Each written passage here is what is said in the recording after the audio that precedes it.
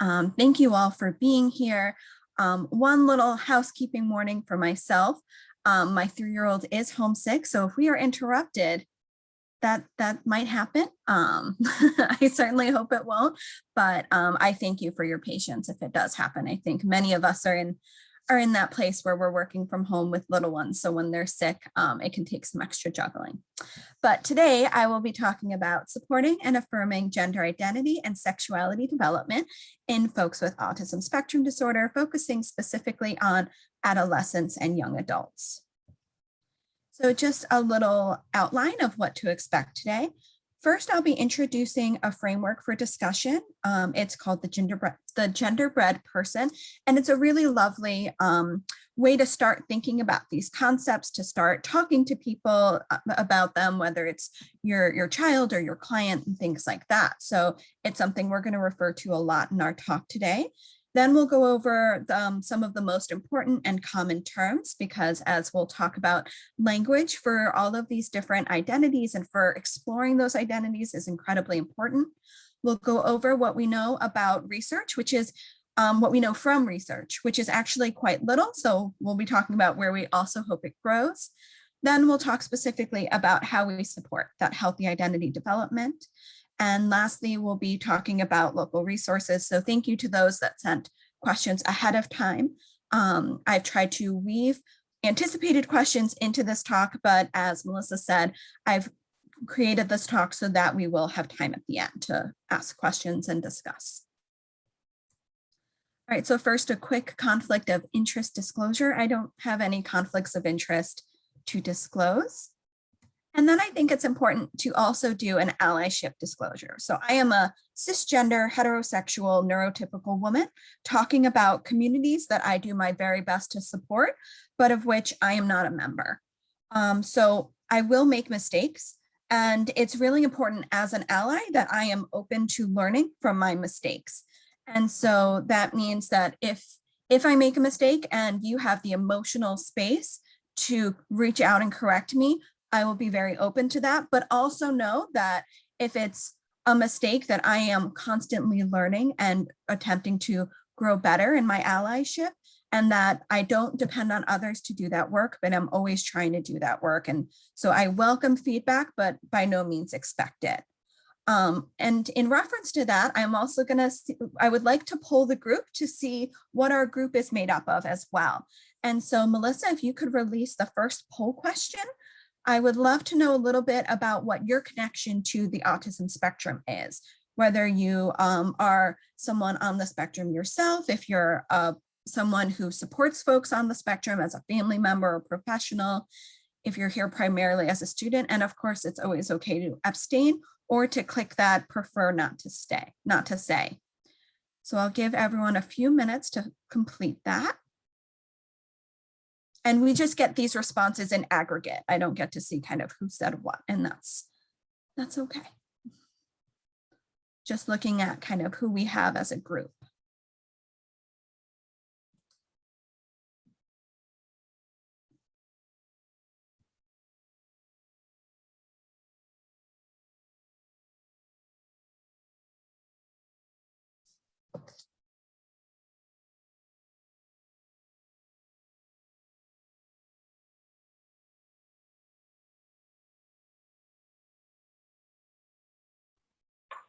Okay, it looks like most everybody is answered. Thank you. I will share the results here. Can you see those? Thank you so much. So as we talk about these results, Melissa, if you want to release the next poll, which is asking about how folks define their gender. Again, because we want to make sure if we're primarily a group of allies that we're being really sensitive about how we talk about a group that we're not members of, but that we're working with. So that poll demonstrated that most of us here are professionals, but there was also a really great mix of some self-advocates, some family advocates, and folks that are learning as well. So thank you all for being here.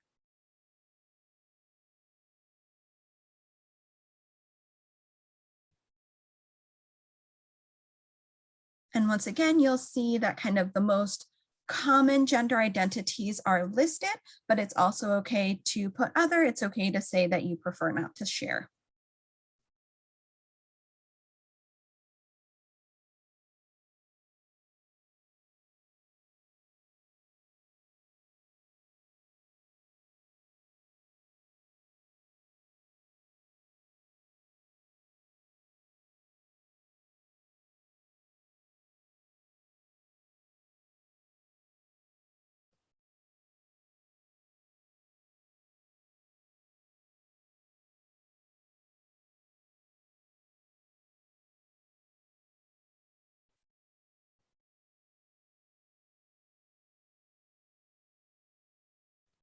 Okay, I think the results are in again.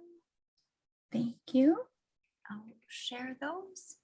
All right, so not surprisingly, especially amongst a group that is also heavily represented by professionals and parents, we are primarily female. So welcome to the men and non-binary folks in this group. Thank you so much for being here. And then Melissa, if you want to release our last poll that looks at our sexuality options. Again, just displaying the most common ones because I didn't expect thousands of people to be here, though that would have been great fun. And whatever you're open to sharing on that as well.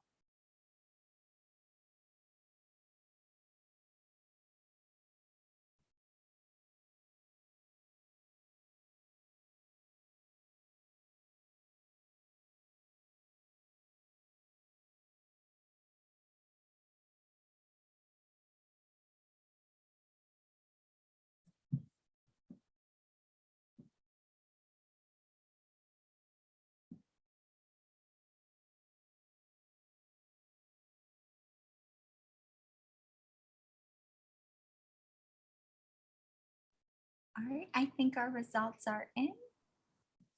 Awesome. So I'll share those. All right, and so we have a majority heterosexual group, though we also have some great representation from folks that self-describe as gay, lesbian, bisexual, and queer. Thank you so much.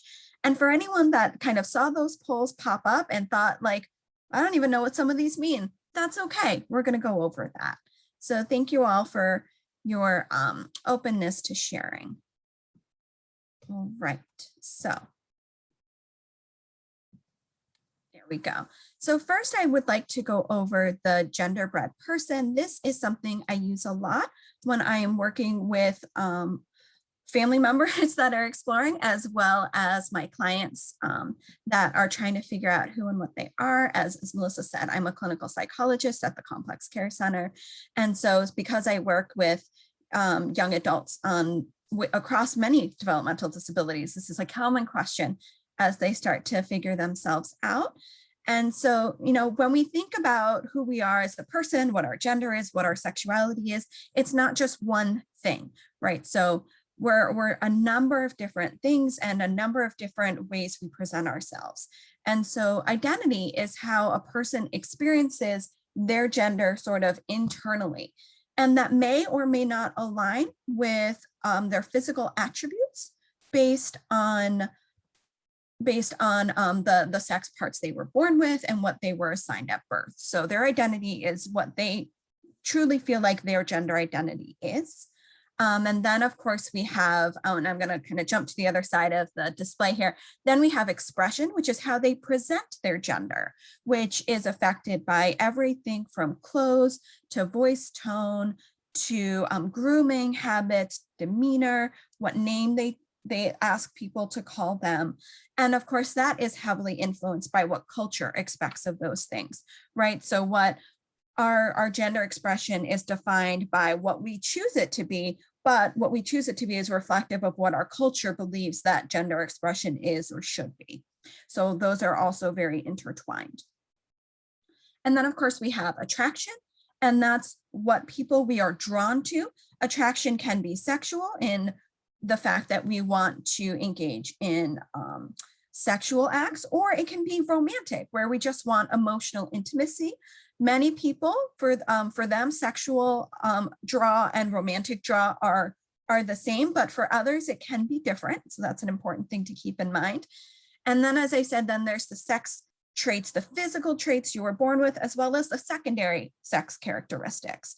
Things like breasts versus facial hair, chest hair, that kind of thing. And all of these things can be thought of as on a spectrum.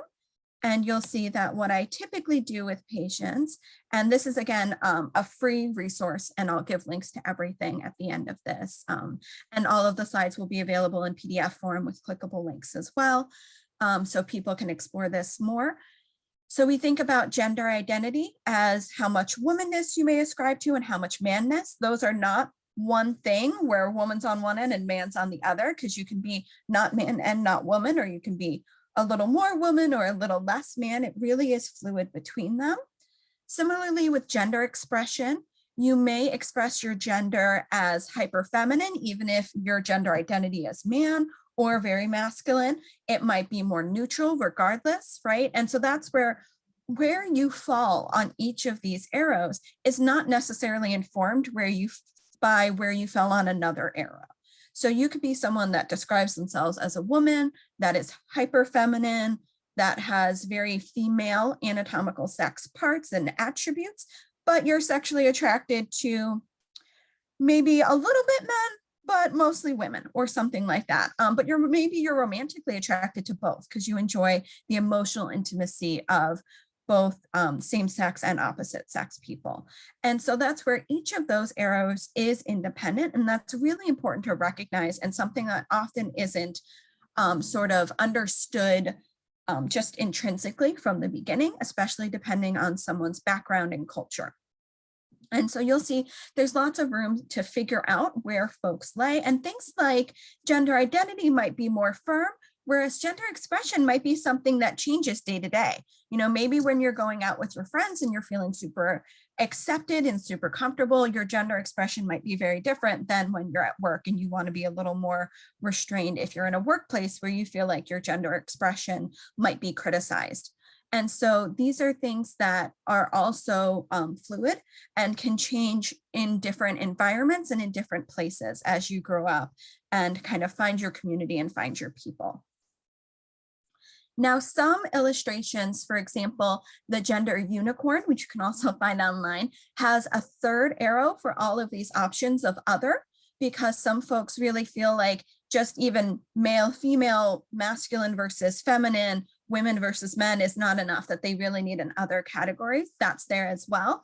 I continue to use the genderbred person because I really like how this explains the different terms and everything. But for some folks, we will add an other arrow underneath it to help them continue to really investigate themselves and explore what they find most resonates with them. And that's really the end goal here, is to help the person find what resonates with them. And I love this visual because it gives them permission to really feel it out in different ways and to think of themselves as not categorical. Now, important terms to know, use, and share, as I like to say. So first, there is cisgender. So that describes someone whose gender identity corresponds to their sex assigned at birth. So I described myself as a cisgender woman because my gender identity corresponds with being assigned female at birth. And those are the terms right below it. So AFAB or AMAB are really common abbreviations of these expressions. So there's assigned female at birth and assigned male at birth. And that refers specifically to when the doctor or the midwife holds up that baby and announces what they are, that's what they're assigned at birth. As we know, we think of that as an extreme binary, but it's not truly a binary. We know there are folks that are intersex that have genitalia that may not be differentiated very clearly at birth, or that may change as they're, because we know like some people don't respond to hormones the same way. So when puberty hits, we might see differences in that. And so that's why we specifically talk about assigned female at birth rather than just referencing genitalia in general. But of course, the most important message here is that genitalia is probably amongst the least important aspects of someone's overall gender identity and sexuality. It's the part that they have sort of, that it can be sort of the least important in how they're defining themselves. Then we have the umbrella term for gender diverse, and that just describes all folks who have different gender identities than the typical cisgender heteronormative identities. And then transgender is the umbrella term for anyone who's sex assigned at birth and gender identity do not correspond in the accepted way. It doesn't necessarily mean that their identity is male rather than female or female rather than male. It can be anyone whose gender identity simply doesn't correspond. Sorry, one.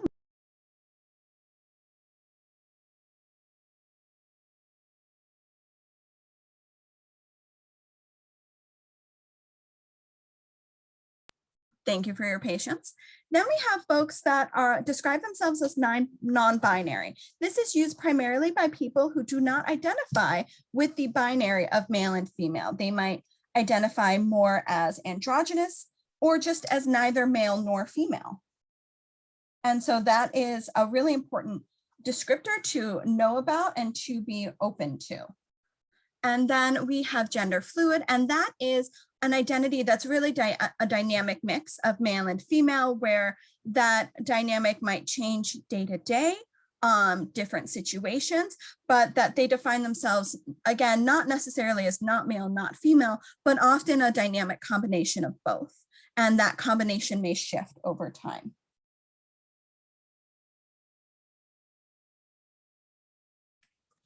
All right. Then we have our sexuality terms. And so heterosexual or straight is when folks primarily experience attraction to members of the opposite gender or a different gender than themselves. Gay and lesbian. So gay typically describes someone whose attraction is solely to members of the same gender. Sorry.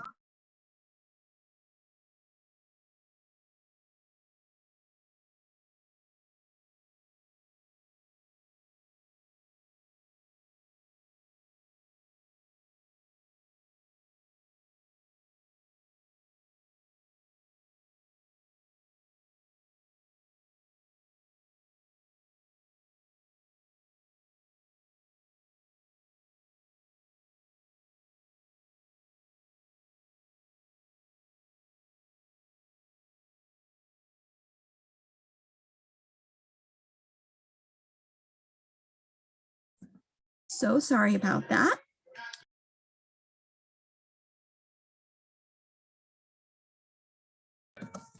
All right, so thank you all for your patience. My apologies. Someone who describes themselves as bisexual is a person who experiences attraction to people of their own gender and another gender. There's also pansexual, and those folks typically describe themselves as attraction to all people regardless of gender. And then there is asexual. Those folks experience little to no attraction to others and or may lack interest in sexual relationships in general. Many people that describe themselves as asexual may still have romantic feelings for others, or there are those that describe themselves as aromantic as well. So lesbian is a term used primarily to describe women and women that are primarily attracted to other women. And then the LGBTQ term is an umbrella term to describe individuals who don't identify as straight and or cisgender. I see the feedback, thank you, that I'm talking a little too quickly. I will slow down, my apologies. And do know again that the PDF of all these slides will be available after the talk. Within LGBTQ, so obviously there's lesbian, gay, bisexual, trans, and the Q is for queer. Many people might think of queer as a slur, and it is still used, unfortunately, as a slur, but many folks in the LGBTQ plus community have re-owned that term queer, and it's something that many folks use specifically in identifying their sexuality, and may use it also to show that they're more of an advocate and really speaking out and re-owning that term and taking it back. As with everything, the use of all of these terms is something that evolves and changes over time. So something I've noticed is that, like in my generation, for folks in their 30s, queer is a term that's still used a lot, whereas it seems like the younger generation is using LGBTQ plus much more as the umbrella term and not focusing so much on queer. Overall, all of these terms that we're discussing are used as adjectives to describe a person. So they're a gay person, a bisexual person, with the exception of lesbian. Lesbian's really the only noun, and using these terms as nouns can be quite offensive. And so that's something that's important to remember, is that these are adjectives in describing someone's identity, not terms for who they are.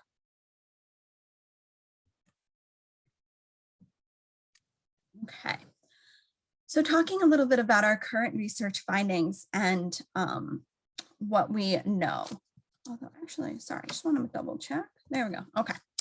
So recent surveys have estimated that between 6 to 23% of gender diverse people are autistic. And I use the term autistic as well because I work with young adults, and we know from our self-advocate community that overall there's a preference for identity first language. And so throughout this talk, I'm primarily going to use the term autistic. But that, again, similar to other gender and sexuality terms, is something that can vary person to person. So when I'm working with a client, I'll often ask them, that'll often be one of my first questions when I'm working with them, is how do you describe yourself? Do you describe yourself as an autistic person, as a person with autism, as a person on the spectrum? And what's most important is that you use the language the person uses to describe themselves. So in this 2018 study, 6.5% of autistic adolescents identified as trans, and 11.4% of autistic adults identified as trans. And that's compared to the 3 to 5% of people that identify as trans in the typical population. So we are seeing much higher rates, both when you look at autistic groups and look at the trans rate, and when you look at transgender groups and look at the rate of autism in that group. In addition, higher scores on measures of autism traits. This measure was the social responsiveness scale revised, which looks specifically at behaviors and skills that are related to autism spectrum disorder. We see higher rates of traits are more likely to be correlated with more gender diversity. Continuing on what we know from our research, about 30% of autistic people in a different 2018 study identified as heterosexual. As you can see, that is much lower than the rate of 70%, which is what neurotypical peers, how many neurotypical peers describe themselves as heterosexual. In a 2017 study, 4.7% of men and 14.9% of women on the spectrum reported sexual attraction to neither men nor women. And that's compared to only 1.1% and 1.6% of neurotypical peers. So as you can see, women, autistic women specifically, are much more likely to report not feeling attraction to men or women. That can mean that they would self-describe as asexual or aromantic. It might also mean that they are not attracted to men or women. They might be attracted to folks that are non-binary or more androgynous. They might also not be attracted necessarily to people. There is a small percentage of folks on the spectrum that are attracted more to inanimate objects. And then in our 2021 survey, which is the largest of its kind, the first reporting of these findings just came out this spring, and there's likely to be more papers on these findings as well, so it's something to keep an eye on. They found that autistic adults were significantly less likely to report sexual activity at all, as well as heterosexual activity. That adults were also more likely to report asexuality or other sexuality. As I said, that might refer to objectum sexuality, which is the attraction to inanimate objects. It might also be that their sexuality wasn't well defined by any of the questions, by any of the options on the questionnaires. Autistic males are significantly more likely to report being bisexual than typically developing peers. And autistic females were significantly more likely to report being lesbian than typically developing peers. So now that we know sort of the rough numbers of the occurrence of diversity within this population, why is it so much more common in folks with autism? And right now the answer is we don't know. We don't know why gender and sexual diversity exists in the first place.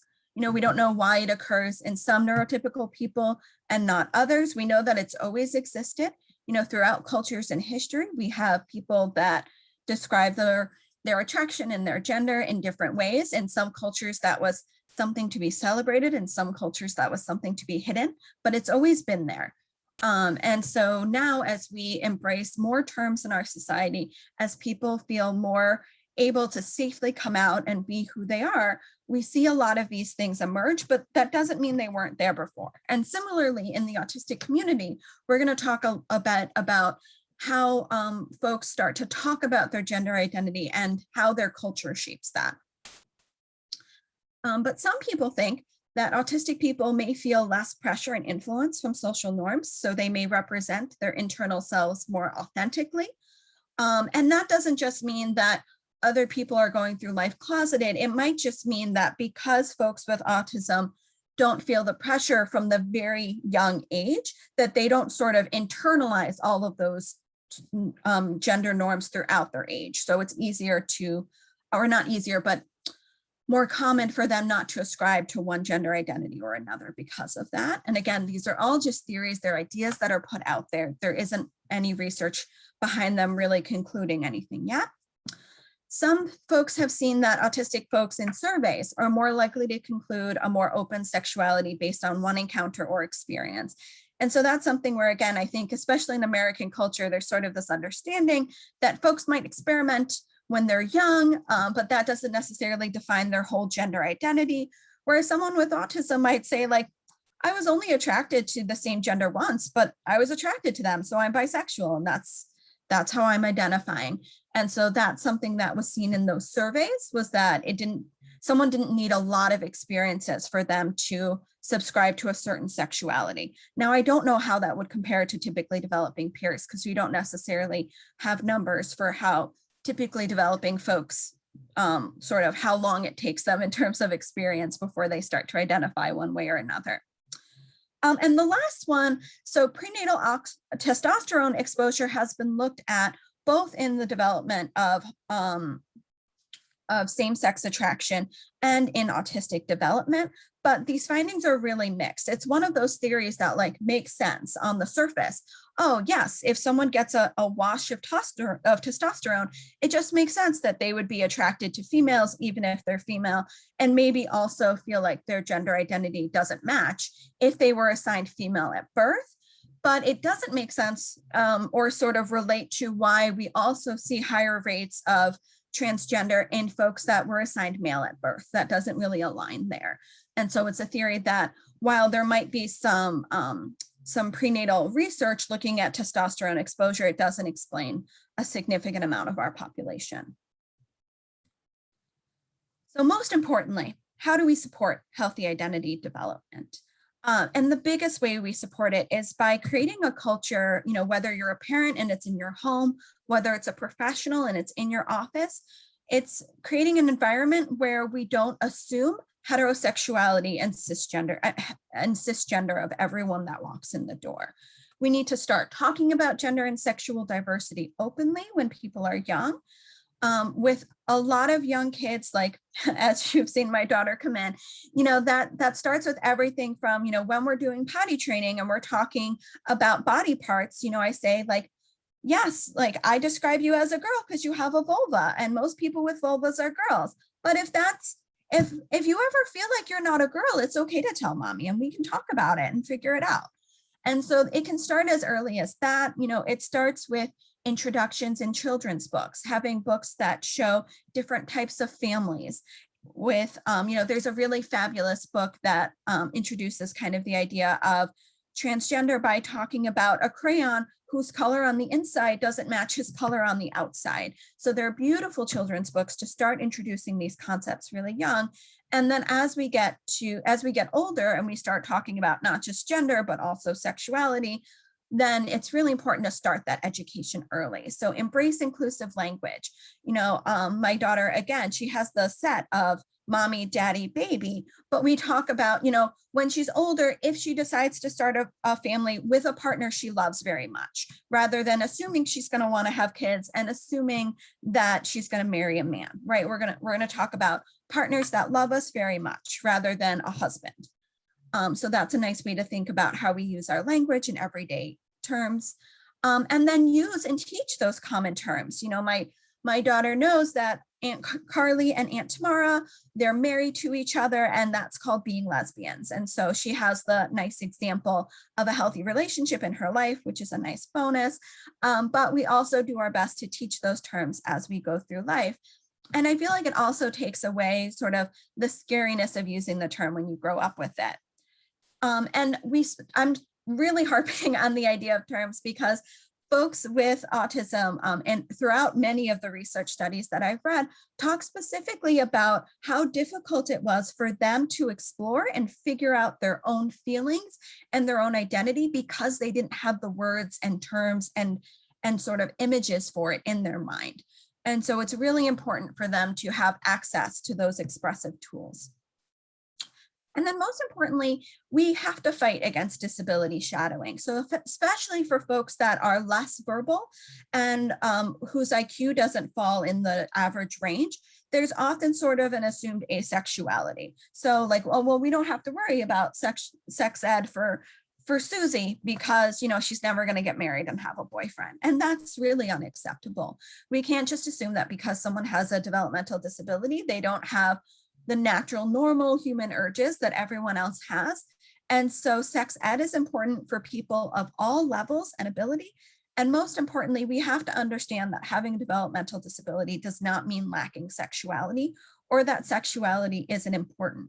Of course, we're going to find ways to make sure that if they are vulnerable, they can explore their sexuality safely and have safe, appropriate relationships. We're going to make sure things are safe, but that doesn't mean we take away all access and all sexuality.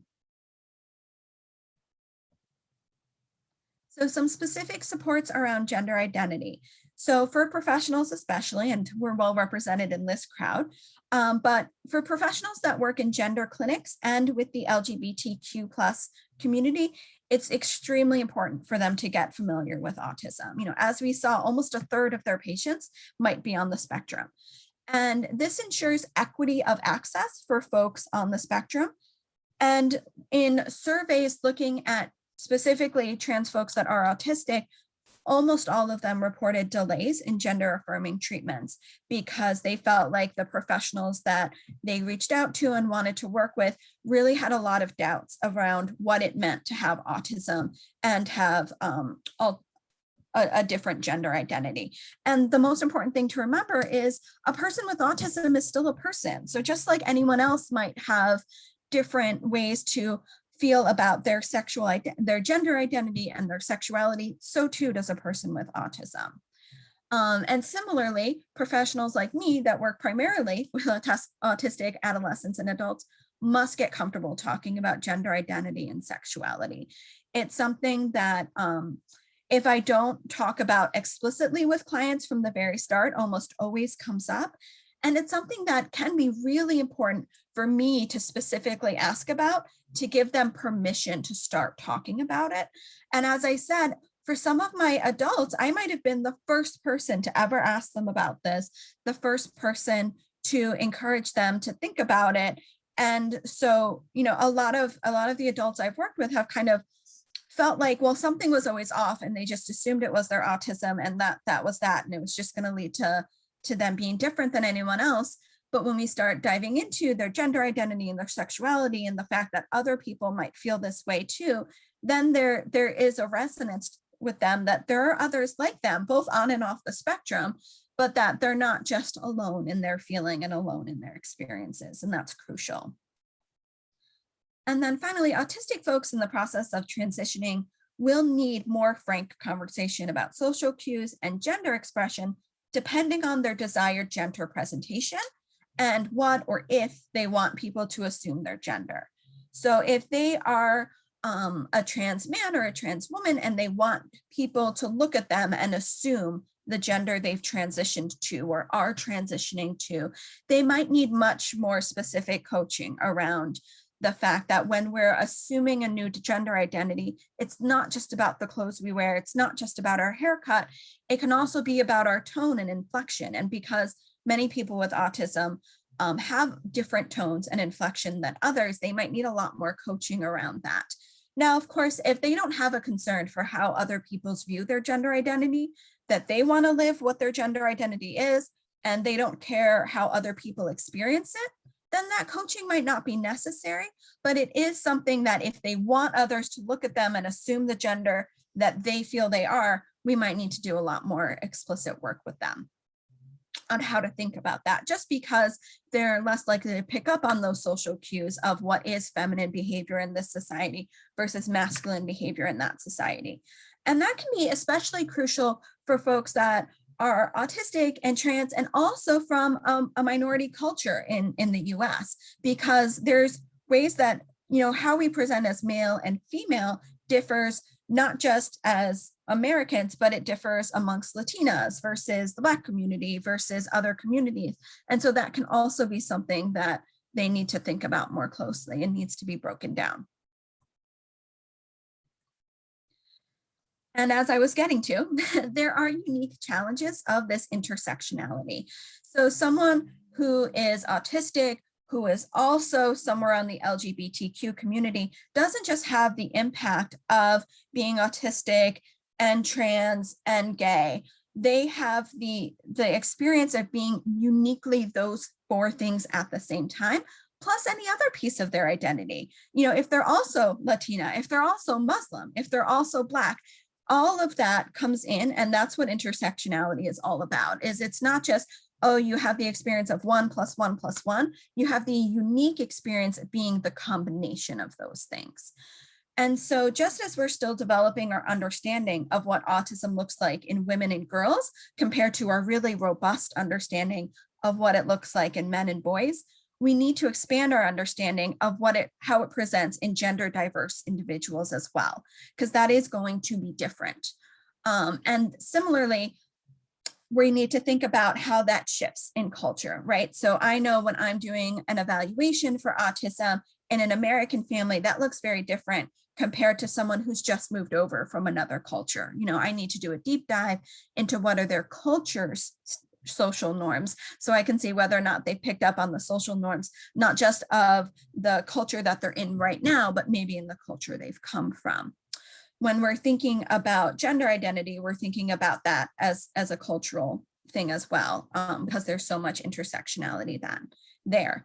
Now, one of the things I've also experienced is I've had folks come in that are trans and say, well, in my trans group, I have a lot of friends that are autistic, and we noticed we have a lot of things in common. So I wanted to come and get an autism evaluation.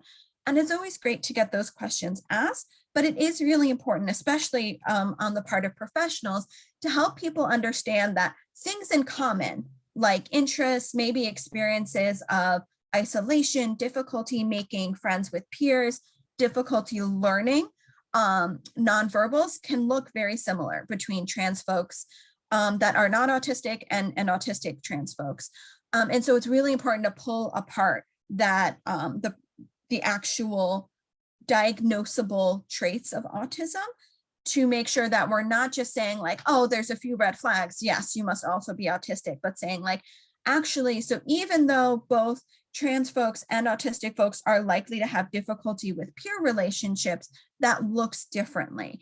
That looks different across them, but there will be some overlap, and things like that. So it is, there's sort of a lot of deep pulls apart of what it looks like, as well as when some of these traits and difficulties first start emerging, that I found as a professional to be very helpful. So we know gender is sort of less important when we're very little, it becomes much more important in puberty. And so I'll start kind of picking apart like, all right, when did it become hard to have friends? What was the difficulty with making friends? When did nonverbals become difficult? What was the difficulty about nonverbals to really be able to pull apart? Was it when your nonverbals stopped aligning with gender, or have your nonverbals always been difficult? That kind of thing. And then again, with our folks that are both autistic and somewhere on the LGBTQ spectrum, but actually this applies to folks in heterosexual relationships as well. Sensory experiences and sensitivities have a significant impact on the sexual and relationship experiences of autistic adults. And this can be both in a positive way and a negative way. And so it's very common for folks on the spectrum to say sexual activity is, in terms of their sensory experience, completely overwhelming and aversive, even though they want that activity, like physically, they want sexual activity, and just romantically, they want to have that intimate connection with their partner. And then we have folks that are the opposite, where sexual activity tends to be a really satisfying way to meet a lot of sensory needs. But then, as the young people say today, they catch feelings and they need to figure out, what happens when emotions come into play. and what that means for them. And that can mean differences for what it means to have casual relationships as well as more serious relationships. And so overall, what we know, again, self-reported by autistic adults, is that communication with their partners is key. They might need to kind of regulate their sensory experiences ahead of time before they're expecting intimacy. They might need to do something to dull their senses before intimacy. But again, that should always be something that comes first from the autistic person, and then that they work with their partner to figure out what's going to fit best for their relationship. And we do all this because acceptance and affirmation literally saves lives, right? There is a higher rate of suicide in the LGBTQ population that experiences homophobia. Okay, if folks are welcomed and embraced, then it's so protective, and it's incredibly important to protect folks, because this is a very vulnerable place to be. There is still terrible violence against both people with disabilities and people of LGBTQ plus status. I mean, a young trans autistic man was shot, just a couple months ago. And it's one of those things that people find can be so isolating and so stigmatizing, that it's incredibly important to help them find acceptance and find affirmation in their community and in their families if possible. And so denial of any aspect of their intersectional identity puts them at significant risk for mental health issues, including suicide. So it's really important for them to feel safe and to feel loved and accepted, just as it is for everyone, right? And so many have difficulty fitting into typical LGBTQ plus spaces, because members have a stereotyped understanding of autism and might think of it as something that really means more significant developmental delays, or might mean things like significant difficulties in communication. And we know we have a broad spectrum. And most importantly, as I like to remind people, it's important to accept people regardless of whether they use words to communicate or not, and embracing folks of all abilities. And so what I found in my work with young people today is that younger spaces, in younger LGBTQ plus spaces, do tend to be a little bit more welcoming because of the neurodiversity movement, which is awesome. But some older spaces, some more traditional spaces, may be quite difficult. And then similarly, many individuals on the spectrum were not believed by family members and professionals. Many of them reported that they sort of only started using gender identity terms once they used them. And then family members were like, well, this is the first time you've talked about this. Maybe it's your new intensive interest. Maybe it's just your new thing. Like we're gonna give this a lot of time. And finding that incredibly invalidating, because when the person looks back at their history, they can often describe many gender nonconforming things that they did throughout their lifespan, but just never had the words to say it. So a lot of times they're met with resistance because they've never talked about this before and they've never described it. And they sort of say like, yeah, well, I didn't have the words for it. And I have the words now. So please believe my words now. And so it's really important to, when someone comes to you and starts talking to you about possible differences in their gender identity and their sexuality, that you really meet them where they're at and ask them about their story and about how they experience things, rather than just to kind of assume that you know them. And then, as I was saying, special care really needs to be taken to reduce feelings of isolation. So, isolation from not being able to share this with close family members and friends, and why it's so important to embrace them in a welcoming, warm environment, as well as to help them find their people. So related to that, what are some local resources? So first, I have some resources specifically about learning about gender identity and sexuality and teaching if you're in a professional setting. So Sam Killerman runs It's Pronounced Metrosexual.com. They are the creator of the Genderbred Person, as well as Defining LGBTQ+, which is the dictionary that I pulled almost all of our terms from. They have a tremendous amount of resources on their website. They're all really visual and appealing. And they're also all pay what you can. So the materials are either free or pay what you can. You describe your own donation, which is really awesome. Then there's scarletteen.com. It calls itself Sex Ed for the Real World. Again, it's made very dynamic to be appealing to adolescents and young adults. It has a lot of, again, it has the cutting edge, cool lingo from that people will be using, and a lot of images there as well to help with our more visual learners. From the disability side point, so especially if you have folks whose disability might really have a big piece of their identity, there is sex ed for self advocates. That's also available for free online.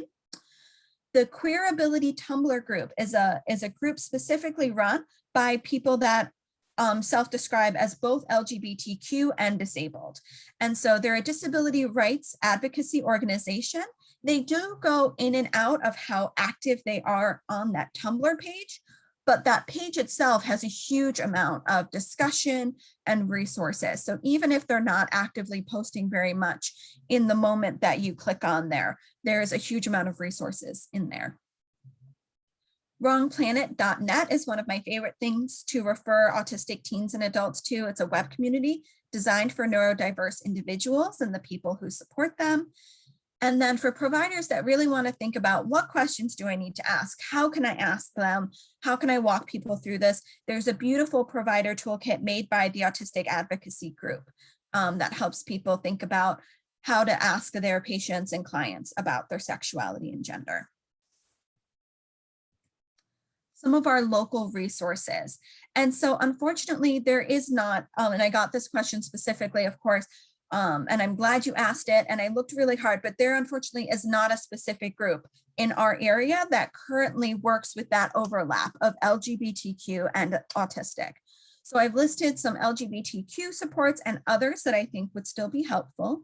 So the Out Alliance is a very large group in Rochester that does a number of different events and has, again, lots of resources.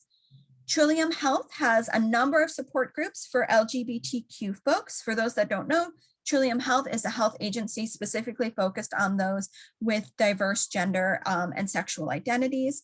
And so their support groups are facilitated by a professional. So that can be a support group that feels a little bit more welcoming to someone who has that intersectional identity, because you know you'll have a professional there to support you as well. And they have a number of support groups for young people as well. The Rochester LGBTQ Plus Together is a very active Facebook community. They're active on Facebook, and they do events in the community in like pre-COVID times, do things outside now and things like that. For folks that are working with trans folks, whether or not they're on the spectrum, the Golisano Children's Hospital, of course, has our Gender Health Services Clinic that helps folks that are trans figure out their health needs and what gender affirming therapies, if any, they want.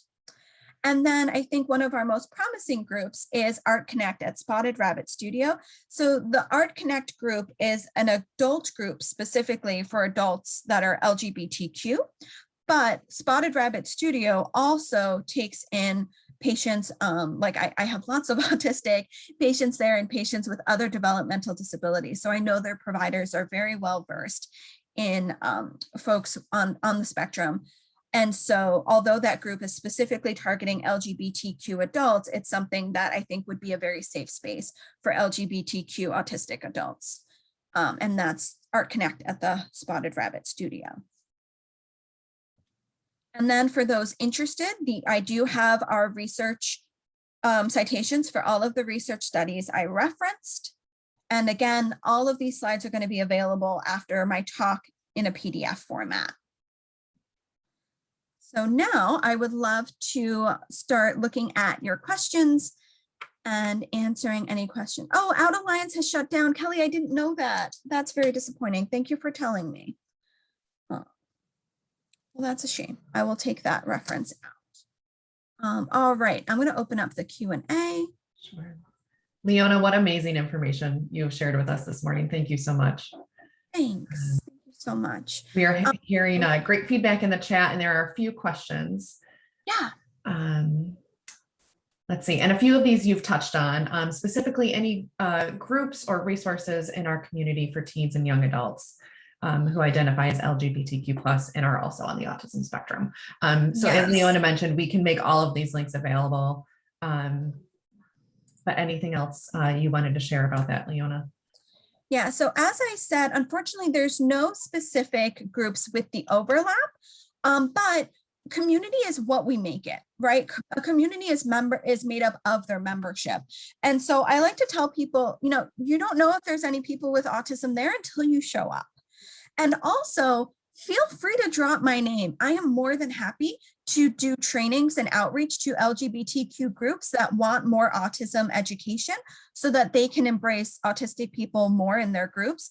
And so that's something where, you name drop and tell them that I will come, thanks to the Rochester Regional Center, we're always happy to do outreach to groups to help them be more inclusive in who they work with and how they work with them.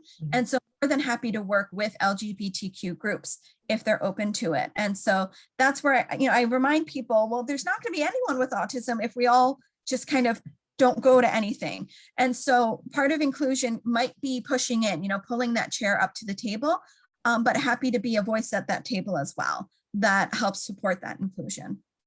Thank you, Leona. So you did elaborate too of how, you gave us some ideas of how educators, providers, and families can better collaborate, promote a more healthy, comprehensive sex education experience for folks. Do you have any specific tips for our parents or caregivers on the call for talking to their child about sexuality? Yeah, absolutely. And so that's where I said, early exposure to all different families can be really important. There are books like Heather Has Two Mommies and A Family is Made with Love, where they really emphasize that families come in all different shapes and colors, that they come in all different sort of constellations. That was the word I was looking for. Thank you. And so that can be really important from a young age. And then as they get older, it's important to kind of talk about, what feelings might be like. So, I feel like because we're in a very heteronormative society, right? Like the Disney princess always winds up with the Disney prince. But it can be good to talk about like, oh, she fell in love with the Disney prince. Some women fall in love with men, but some women fall in love with other women. Or it doesn't matter whether they're a man or a woman. They just like who they like, and that's okay too. And start those discussions that way. As I said, when you try to talk to people about their future, don't assume heteronormative relationships. Don't say, well, when you get a wife or when you get a husband, but when you find a partner that loves you as much as you deserve and treats you the way you deserve, because that's more important than whether they're male or female, right? It's that the partner loves them and cares for them and that they're going to do the same back, right? We need reciprocal relationships. So it starts as early as that. And then just as with puberty, you start to talk to typically developing kids about the feelings that might be emerging and how peers may start talking to them about other peers and who they think is cute and who they think is not. You're going to want to talk to kids with developmental disabilities and autism about that too, right? So we want to warn, especially our girls before they get their first menstrual cycle, that's coming. That's never a good surprise. And so that's also around the time when I start to talk about, sometimes we like someone and they're a friend, but sometimes we like someone and it's a little bit extra. It kind of tickles us a little differently. And that might happen with boys. It might happen with girls.